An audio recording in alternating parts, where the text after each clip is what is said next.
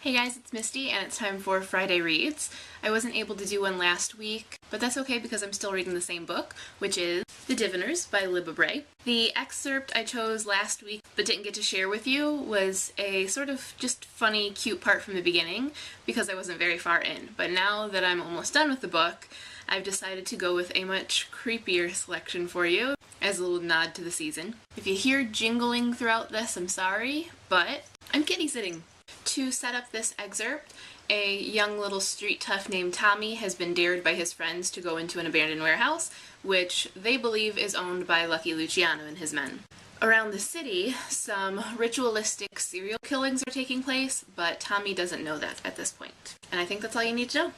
Tommy slipped inside and saw at once that it was not a secret distillery, but a slaughterhouse.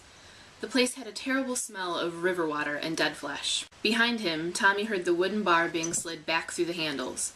He fell against the doors, pounding with his fists. "Let me out, I'll kill yous!"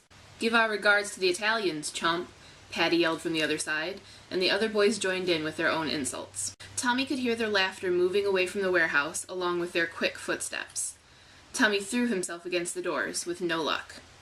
Unless he could find another way out, he was stuck there till somebody came. That somebody might be one of Lucky Luciano's men, which was a scarier thought than spending the night alone in the old warehouse. From the riverside, the moon pushed through the building's high, narrow windows. Its fractured light fell first on the chains and hooks suspended from the ceiling, then across the pale carcasses of the pigs hanging in a long line to the back of the warehouse. A rat scuttled across his foot, and he shouted. "Big fellow, wasn't he?" a man's voice said. Tommy whipped around. "Who's there? Who said that?" The man stepped out of the shadows. He was as big as a boxer, and he looked important and out of place in his full suit and bowler hat. Tommy swallowed hard. What if this man was one of Lucky Luciano's goons? "It was a dare. My friends locked me in," Tommy managed to say. "I swear, mister, I don't want no trouble." "What is your name?" the man asked. "Tommy." "Tommy," the man said, tasting the name. There was something about his eyes that didn't seem right. Tommy chalked it up to the weak moonlight. Thomas the disciple. Doubting Thomas, who had to be shown before he could believe. "Huh?" The stranger smiled. It was an unsettling smile, but Tommy felt drawn to it. "Since you seem to be in a bargaining mood, Thomas, I will also make you a bargain.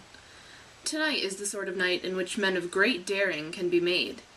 But you will have to put your doubts aside, Thomas." The man pulled a crisp $100 bill out of his pocket and snapped it taut between fingers blue-black with markings. Tommy's eyes widened.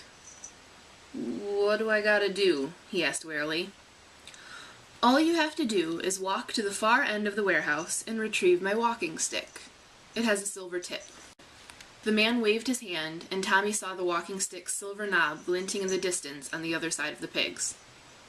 "What's the catch?" That would be telling, wouldn't it?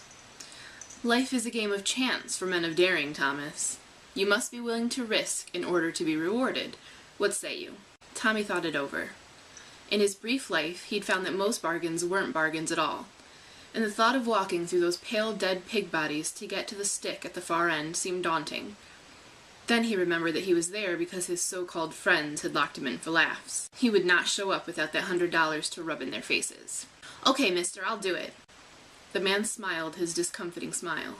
"A man of daring after all. May I see your hands?"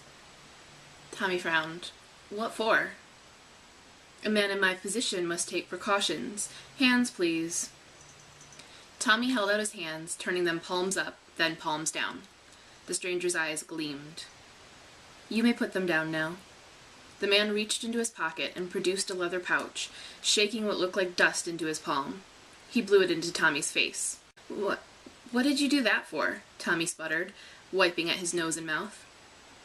"Upping the ante," the stranger said, holding the $100 bill between his second and third fingers like an offering.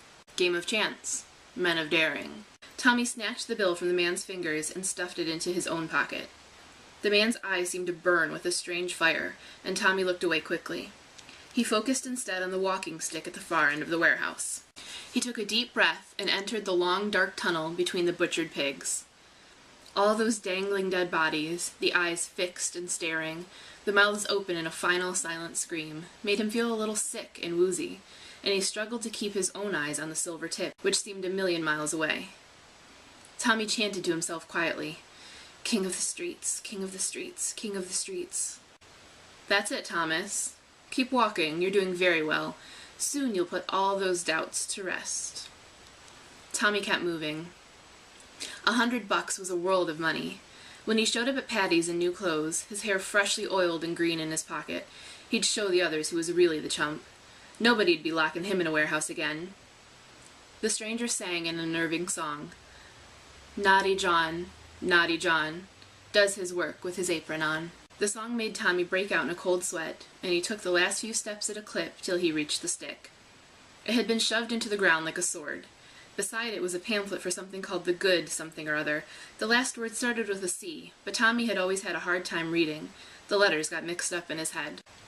Tommy gripped the stick with both hands and tugged, but it would not yank free, and the stranger's song was starting to work on his nerves.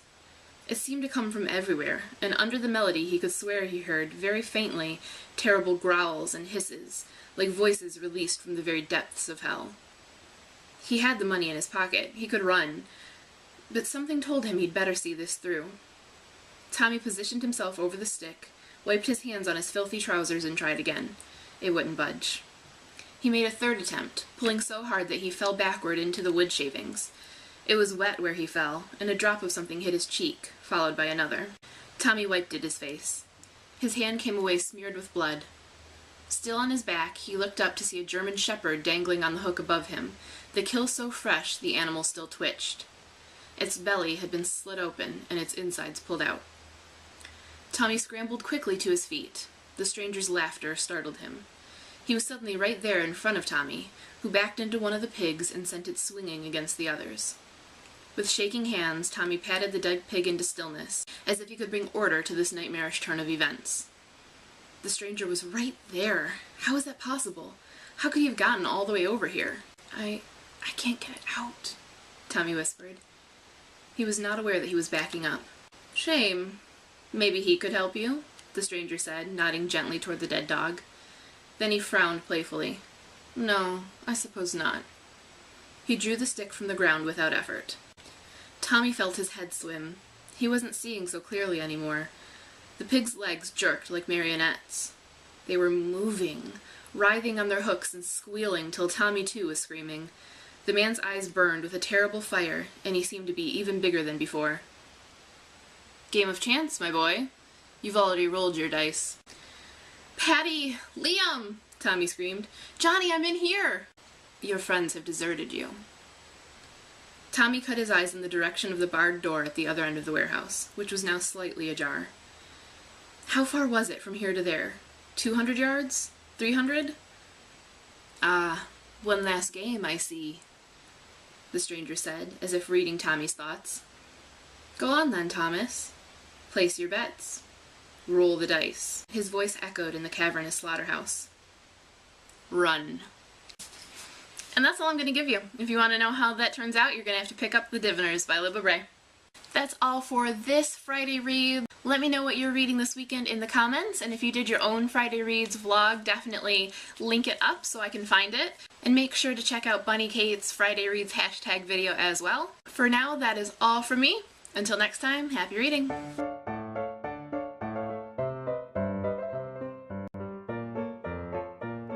Tommy wiped at his face.